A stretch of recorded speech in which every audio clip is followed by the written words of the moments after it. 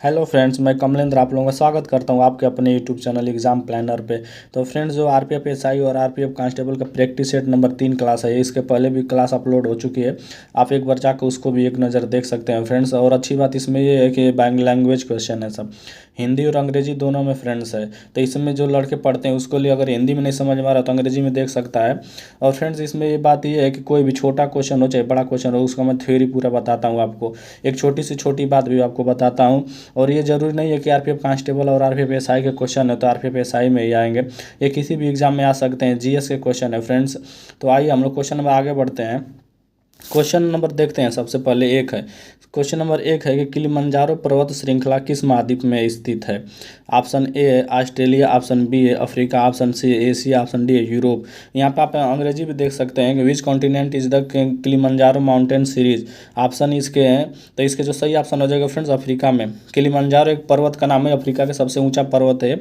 और ये पर्वत में ज्वालामुखी भी रहती है। तो आइए इसके बारे में थोड़ा हम लोग बेस बात जानते हैं।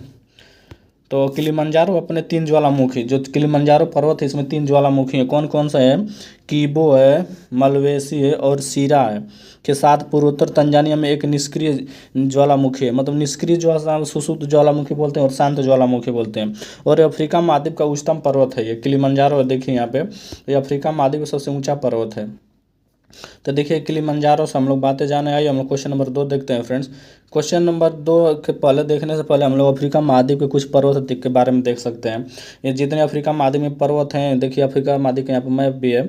और सबसे पहले पर्वत हम लोग देखते हैं कौन कौन से पर्वत हैं। तो एटलस पर्वत अफ्रीका महाद्वीप में पड़ता है। फिर इसके बाद अहागर पर्वत पड़ता है, फिर लोमा पर्वत पड़ता है, फिर एडामावा पर्वत पड़ता है, फिर मितुम्बा पर्वत पड़ता है, डेकेंसबर्ग पर्वत है, मोस्ट इंपॉर्टेंट है डेकेंसबर्ग पर्वत। तो ये अफ्रीका महाद्वीप के पर्वत हैं। पर्वत पहाड़ी भी क्वेश्चन पूछता रखता है, क्वेश्चन पूछ देता है। तो आइए हम लोग क्वेश्चन नंबर आगे देखते हैं। क्वेश्चन है फ्रेंड्स कि निम्नलिखित में से कौन अलाउद्दीन खिलजी का प्रसिद्ध दास था। ऑप्शन एक है उलूम खान, ऑप्शन बी है अमीर खुसरो, ऑप्शन सी है मलिक काफूर, ऑप्शन डी है जफर खान। तो फ्रेंड्स ये सही ऑप्शन हो जाएगा मलिक काफूर, इसका सही ऑप्शन हो जाएगा। जो मलिक काफर था अलाउद्दीन खिलजी का दास था ये। तो आइए सबसे पहले इसके बारे में हम कुछ बातें जानते हैं। तो मलिक काफूर दिल्ली सल्तनत के शासक जो था, दिल्ली सल्तनत का अलाउद्दीन खिलजी का एक प्रसिद्ध गुलाम था। और ये गुलाम कैसे बना? तो मलिक काफूर 1299 में गुजरात पर आक्रमण किया था। जब गुजरात पर आक्रमण किया था अलाउद्दीन खिलजी, तो उसका एक सेनापति था, उसका नाम था नुसरत खान। तो नुसरत खान ने इसको गुलाम बना लिया था, गुलाम बना कर पकड़ लिया था। किसको? मलिक काफूर को। तो तब से ये अलाउद्दीन खिलजी का एक गुलाम हो गया। आइए फिर आगे हम लोग देखते हैं। क्वेश्चन नंबर 3 है फ्रेंड्स कि भारतीय संविधान का अंतिम व्याख्याता किसे माना जाता है। तो ऑप्शन एक है सुप्रीम कोर्ट को, ऑप्शन बी है संसद को, ऑप्शन सी है मुख्यमंत्री को, ऑप्शन डी है प्राइम मिनिस्टर को। तो फ्रेंड्स, जो सही ऑप्शन हो जाएगा option number a supreme court को। जो सुप्रीम कोर्ट होता है ना, अंतिम व्याख्या करता है ये। तो सुप्रीम कोर्ट के बारे में हम लोग कुछ जानते हैं। देखिए यहाँ पे अंग्रेजी में और हिंदी दोनों मैंने ले लिया हूँ। तो सुप्रीम कोर्ट के बारे में भारतीय संविधान के अनुसार सर्वोच्च न्यायालय को संविधान का अंतिम व्याख्या माना जाता है। सुप्रीम कोर्ट यानी सर्वोच्च न्यायालय को अंतिम व्याख्या माना, जिसका अर्थ है कि कानूनी मामलों में इसके प्रावधानों की निश्चित रूप से व्याख्या करने का, इन्हें लागू करने का अधिकार उसके पास है। तो सुप्रीम कोर्ट अंतिम व्याख्या होता है संविधान का। आइए हम क्वेश्चन आगे देखते हैं। क्वेश्चन नंबर 4 है फ्रेंड्स कि निम्नलिखित में से कौन सा अंटार्कटिका में एक भारतीय अनुसंधान केंद्र है। ऑप्शन एक है हिमाद्री, ऑप्शन बी है हिमांश, ऑप्शन सी है दक्षिणी गंगोत्री, ऑप्शन डी है यमुनोत्री। तो इसका जो फ्रेंड्स हो जाएगा ऑप्शन सही ऑप्शन हो जाएगा सी दक्षिणी गंगोत्री, जो अंटार्कटिका में भारत का अनुसंधान संस्थान है। तो आइए इसके बारे में हम लोग देखते हैं इसकी स्थापना कब हुई थी। तो दक्षिणी गंगोत्री की स्थापना हुआ था ना 1983 में और 1984 के दशक में हुआ था। और दक्षिणी गंगोत्री भारत का पहला वैज्ञानिक अनुसंधान बेस स्टेशन था। फिर अंटार्कटिका में तीसरे अंटार्कटिका कार्यक्रम के हिस्से के रूप में व्यवस्थित किया गया था, जो दक्षिणी ध्रुव में 2500 किलोमीटर दूरी पर स्थित है। सबसे पहले इसका दक्षिणी गंगोत्री का पूछता है कि स्थापना कब हुआ था। तो 1983 में 1984 में हुआ था। आइए हम लोग क्वेश्चन आगे देखते हैं फ्रेंड्स। क्वेश्चन नंबर 5 है कि ग्रैंड स्लैम टूर्नामेंट निम्नलिखित में से किस खेल से संबंधित है। ऑप्शन एक है रोइंग, ऑप्शन बी है शतरंज, ऑप्शन सी है टेनिस, ऑप्शन डी है गोल्फ। तो फ्रेंड्स जो सही ऑप्शन हो जाएगा टेनिस। जो ग्रैंड स्लैम टूर्नामेंट है टेनिस से संबंधित। देखिए यहाँ पे टेनिस है, ग्रैंड स्लैम टूर्नामेंट टेनिस से संबंधित है। इसको मैं चित्र ले लिया हूँ ताकि आप लोगों को माइंड में क्लिक कर जाए। और ग्रैंड स्लैम टूर्नामेंट जिन्हें मेजर भी कहा जाता है। और ये टेनिस के जो 4 टूर्नामेंट होते हैं ग्रैंड स्लैम के, कौन कौन से होते हैं। तो ऑस्ट्रेलिया ओपन होता है, फिर अपन फ्रेंच ओपन होता है, फिर विंबलडन होता है, फिर यूएस ओपन होता है। फ्रेंच 4 इसमें टूर्नामेंट होते हैं। जो ग्रैंड स्लैम के 4 टूर्नामेंट कौन कौन से होते हैं? ऑस्ट्रेलिया ओपन होता है, फिर फ्रेंच ओपन होता है, फिर विंबलडन होता है, फिर यूएसए ओपन होता है। तो देखिए इसके बारे में इतने 4 स्लैम होते हैं। आइए हम लोग फिर आगे देखते हैं। आगे एक निम्नलिखित में से किस महाद्वीप में ग्रेट विक्टोरिया रेगिस्तान स्थित है? Option A Asia, option B है Europe, option C Antarctica, option D Australia. तो फ्रेंड्स इसका सही ऑप्शन हो जाएगा ऑप्शन नंबर डी, ऑस्ट्रेलिया इसमें सही है। ग्रेट विक्टोरिया रेगिस्तान जो है ऑप्शन मतलब ये है ऑस्ट्रेलिया में है। देखिए यहाँ पे मैप के थ्रू देखिए ऑस्ट्रेलिया सबसे नीचे पड़ता है मैप में, ग्रेट विक्टोरिया लेक। और आइए हम लोग कुछ बातें जानते हैं। मरुस्थल कौन कौन सा मरुस्थल कहाँ कहाँ पे पड़ता है, जिसको हम जूम कर लें ताकि पढ़ने में आसानी रहे।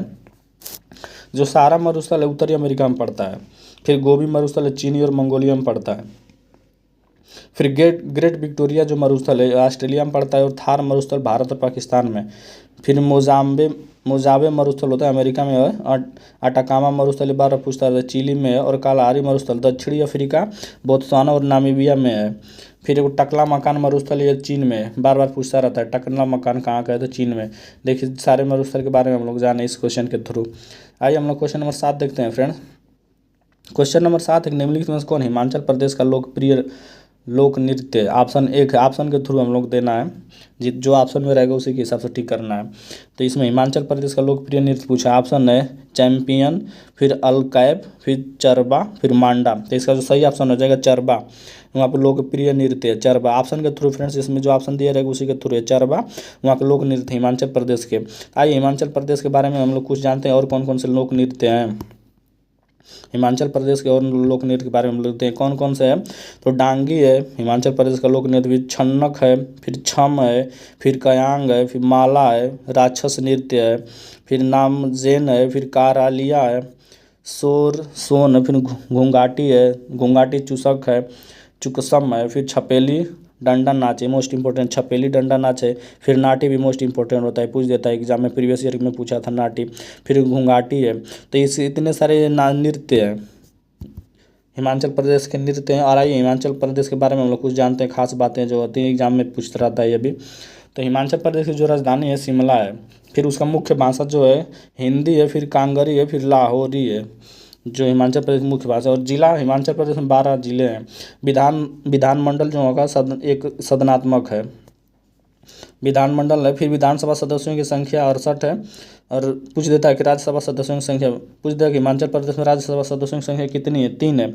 और लोकसभा सदस्यों की संख्या 4 है। राजकीय पशु वहाँ के है हिम तेंदुआ है। हिम तेंदुआ वहाँ का राजकीय पशु है। देखिए यहाँ पे हिम तेंदुआ लिया गया है। फिर राजकीय पशु हो गया। फिर राजकीय जो पक्षी होता है वहाँ के, देखिए ये राजकीय पक्षी वहाँ के मोनल विजन हो जाता है राजकीय पक्षी वहाँ का। फिर इसका राज्य स्थापना दिवस 15 अप्रैल को मनाया जाता है।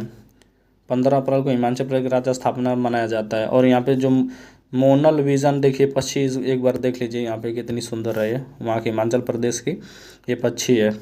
आइए हम फिर आगे बढ़ते हैं। क्वेश्चन नंबर 8 पे फ्रेंड्स कि दाब का सूत्र क्या है? आयतन प्रति क्षेत्र, बल प्रति क्षेत्र, फिर बल है वो बाल नहीं है, बल प्रति आयतन, फिर बल प्रति समय। तो फ्रेंड्स इसका जो सही ऑप्शन हो जाएगा ऑप्शन नंबर बी, बल प्रति क्षेत्र है। सॉरी इसको एक बार मिस्टेक हो गया, बल है बाल नहीं है, बल प्रति क्षेत्र। बल प्रति क्षेत्र मतलब F/A होता है इसका, दाब का सूत्र होता है, यानी फोर्स प्रति यूनिट होता है। फिर आगे कुछ मूल मात्रक के बारे में हम लोग देखते हैं। मूल मात्रक कौन कौन के सब मूल मात्रक भी पूछता रहता है, तो रेलवे के एग्जाम में अक्सर ज़्यादा मूल मात्राएं पूछता है। तो मूल मात्रक देखते हैं। सबसे पहले लंबाई का मात्रक क्या होता है? मीटर होता है। द्रव्यमान का मात्रक होता है किलोग्राम होता है। समय का मात्रक सेकंड होता है। क्षेत्रफल का मात्रक वर्ग मीटर होता है। आयतन का मात्रक घन मीटर होता है। फिर घनत्व का किलोग्राम प्रति घन मीटर होता है। फिर बल का मात्रक न्यूटन होता है। त्वरण का मात्रक मीटर प्रति सेकंड होता है। वेग का मात्रक मीटर प्रति सेकंड होता है। फिर चाल का मीटर प्रति सेकंड होता है, चाल का भी। तो इतने सारे मूल मात्राएं हम लोग देखिए। आइए क्वेश्चन नंबर आगे देखते हैं हम लोग। Question number 9। क्वेश्चन नंबर 9 है कि किस संवैधानिक संशोधन अधिनियम द्वारा सिक्किम को भारतीय संघ में पूर्ण राज्य का दर्जा दिया गया? मोस्ट इंपॉर्टेंट है, यहाँ पे लड़के कन्फ्यूज हो जाते हैं, एक बार अच्छे से देख लीजिएगा। तो इसमें पूछ रहा है कि सिक्किम को भारतीय संघ के पूर्ण राज्य का दर्जा कब दिया गया, किस संविधान संशोधन के द्वारा?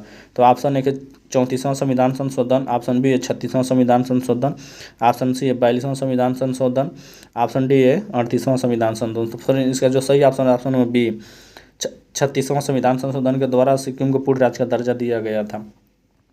आगे कुछ संविधान संशोधन के बारे में इसमें इंपॉर्टेंट है जो जानते हैं। 25वां संविधान संशोधन 1947 में हुआ था और सिक्किम को सह राज्य के रूप में भारत में शामिल किया गया था। मतलब सह राज्य के रूप में भारत में भी शामिल किया था 35वां संविधान संशोधन 1974 के द्वारा, और 36वां संविधान संशोधन हुआ था 1975 में और सिक्किम को पूर्ण राज्य का दर्जा प्रदान किया गया था। 36वां संविधान संशोधन 1975 के द्वारा सिक्किम को पूर्ण राज्य का दर्जा प्रदान किया गया था और ये 22 नंबर के उसमें था, 22 नंबर का राज्य था और पहली अनुसूची में शामिल किया गया था सिक्किम को। जब सह राज्य का दर्जा दिया गया तो पहली अनुसूची में शामिल किया गया था इसको, और इसके अनुच्छेद जो रिलेटेड हैं 371 च के अंतर्गत सिक्किम को ये विशेष प्रावधान किया गया है, एक विशेष प्रावधान दिया गया है सिक्किम को। आइए हम लोग क्वेश्चन नंबर 10 देखते हैं। सॉरी, क्वेश्चन नंबर 10 है फ्रेंड्स, वेल्थ ऑफ नेशन पुस्तक के लेखक कौन है? ऑप्शन ए है सैमुअल लेंस, ऑप्शन बी है एडम स्मिथ, ऑप्शन सी है लियोन रॉबिन्स, ऑप्शन डी है दयानंद। तो फ्रेंड्स सही ऑप्शन वेल्थ ऑफ नेशन के Adam Smith, option number B सही है फ्रेंड्स। तो आइए कुछ और पुस्तक हम लोग देखते हैं, मोस्ट इंपॉर्टेंट पुस्तक जो होती है फ्रेंड्स। इतने कम समय में आपको इतनी अच्छी बातें और कहीं पे यूट्यूब पे नहीं मिलेगा। 10 क्वेश्चन बनाने में आप जो कोई एग्जामिनर इस तरह जो यूट्यूब पे जो बताते हैं लोग बहुत समय लेते हैं, कम समय में बहुत अच्छी बातें आप लोगों में बताता हूँ। और वहीं इसमें अच्छी बात एक होती है कि पहले से ही टाइप रहता है, तो आप लोगों को लिखने में चाहे नोट्स बनाने में बहुत अच्छा रहता है। स्क्रीनशॉट भी ले सकते हैं आप, कोई बात अब मैं लिख के आपको नहीं बता तो ऐसे पहले से लिखा रहता है तो ये अच्छा रहता है। तो आइए हम इसके और कुछ मुख्य किताबें हम लोग देखते हैं। चंद्रकांता, जो चंद्रकांता आता था पहले सीरियल आता था, उसके जो लेखक हैं देवकी नंदन खत्री हैं। फिर किताबुल हिंद के अलबरूनी है। नेचुरल हिस्ट्री के लेखक कौन है? प्लिनी है। अमरकोश के लेखक अमर सिंह है। नेचर क्योर के मोरारजी देसाई हैं। फिर मिताक्षरा के विज्ञानेश्वर हैं, बार बार पूछता रहता है फ्रेंड्स। जितने ये लिए सब मोस्ट इंपॉर्टेंट है जो एग्जाम में कभी ना कभी आए हैं और आने की संभावना भी है। मृक्षकटिकम के क्षुद्रक हैं। कूली के हैं मुल्कराज आनंद। फिर इंटरनल इंडिया के इंदिरा गांधी। फिर डेथ ऑफ ए सिटी का अमृता प्रीतम लिखी हैं। ये मोस्ट इंपॉर्टेंट है, यहाँ पे बुक हैं सब जो एग्जाम की दृष्टि से बहुत अच्छे हैं फ्रेंड्स। तो आज के लिए बस इतना ही, मिलते हैं फिर नेक्स्ट क्लास में। और फ्रेंड्स अपने दोस्तों को बताइए, कम से कम मेरी जो क्लास रहती है एक बार लास्ट तक देखिए, बहुत ज़्यादा देर का नहीं रहता है, 1-2 घंटे का नहीं रहता है फ्रेंड्स। और आप जब देखते हैं हम लोग को हमारा लाइक शेयर सब्सक्राइब आता है तो हौसला बढ़ता रहता है, नहीं तो फिर हौसला टूट जाता है। तो फ्रेंड्स सपोर्ट करिएगा, आप लोगों के बीच से हम लोग भी हैं। तो लास्ट तक बने रहने के लिए फ्रेंड्स धन्यवाद आपका। जय हिंद, जय भारत।